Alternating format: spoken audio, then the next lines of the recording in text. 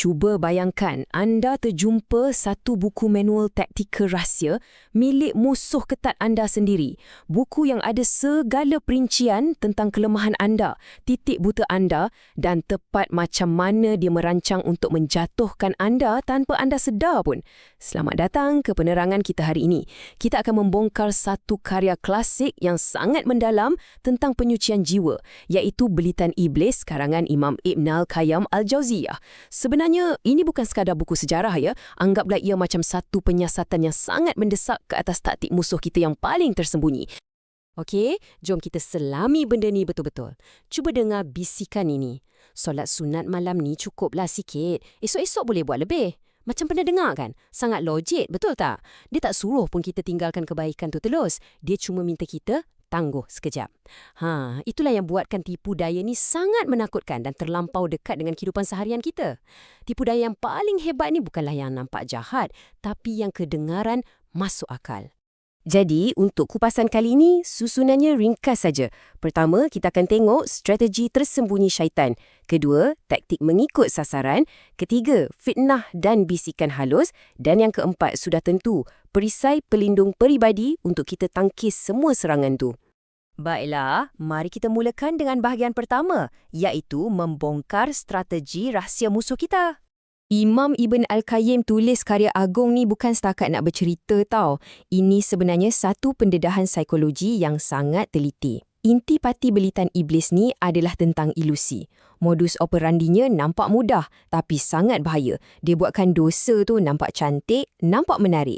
Tapi pada masa yang sama, dia buatkan amal soleh tu terasa berat sangat nak buat. Benda ni bukan teori yang cuma jadi dekat orang lain je tau. Ini terpakai secara langsung kepada saya dan juga anda dalam keputusan-keputusan kecil yang kita buat hari-hari. Okey, beralih ke bahagian kedua. Apa yang sangat menarik tentang pemerhatian tokoh ini ialah macam mana musuh kita menyesuaikan serangannya.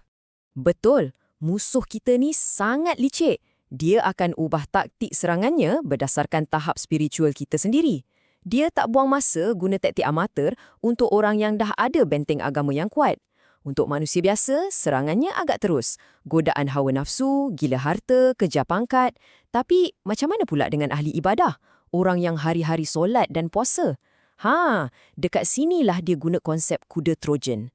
Agak ironik bila difikirkan, syaitan tak suruh pun mereka berhenti ibadah. Sebaliknya, dia menyusup masuk ke dalam ibadah itu sendiri dan merosakkan niat mereka dengan riak, iaitu menunjuk-nunjuk, dan ujub, rasa bangga diri.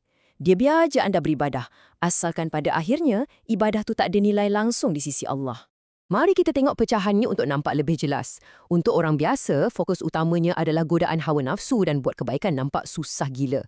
Bagi ahli ibadah pula, selain menunjuk-nunjuk, syaitan akan dorong amalan bid'ah, buat benda yang dorang ingat sunat tapi sebenarnya tak wujud, atau dorong beribadah secara ekstrim sampai terabaikan tanggungjawab utama yang lain.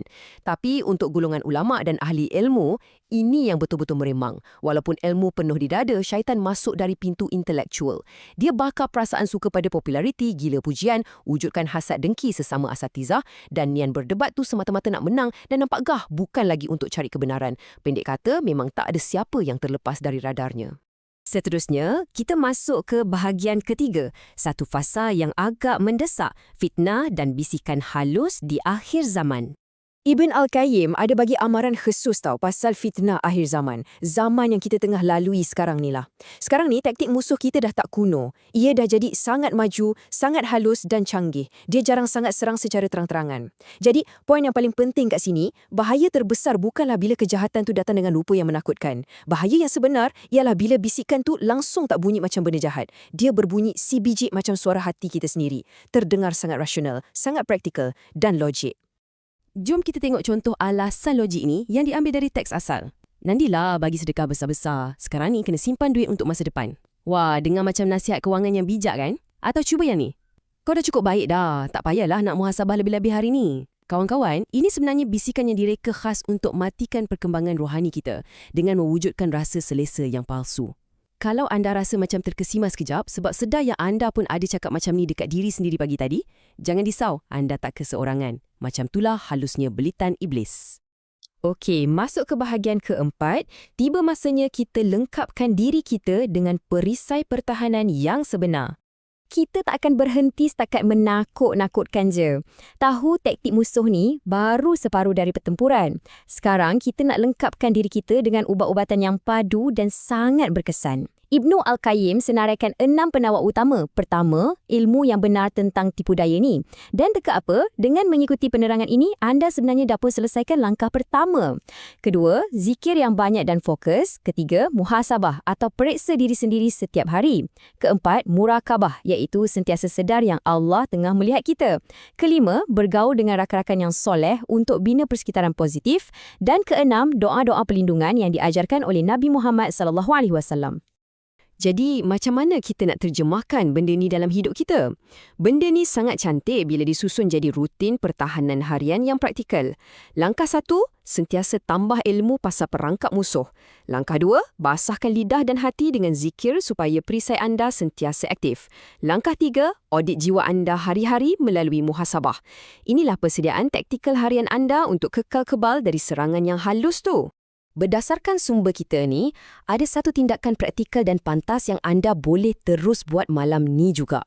Mulakan amalan baca doa perlindungan, A'udzubillahi minasyaitanirrajim, sekurang-kurangnya 10 kali dengan penuh penghayatan. Sebut betul-betul untuk minta perlindungan mutlak dari Allah. Sebagai penutup kupasan hari ini, saya nak tinggalkan satu soalan cepu mas untuk kita fikirkan sama-sama. Malam ni sebelum tidur, tanya pada diri sendiri, apakah bentuk penipuan syaitan yang paling kerap aku terima hari ini? Buku Bulitan Iblis ni mengingatkan kita yang syaitan ni adalah musuh yang nyata. Tapi dengan ilmu, zikir dan muhasabah yang jujur, pasti kita boleh patahkan setiap belitannya. Terus cari ilmu, jaga hati sungguh-sungguh dan sampai kita berjumpa lagi dalam kupasan seterusnya, teruskan bermuhasabah.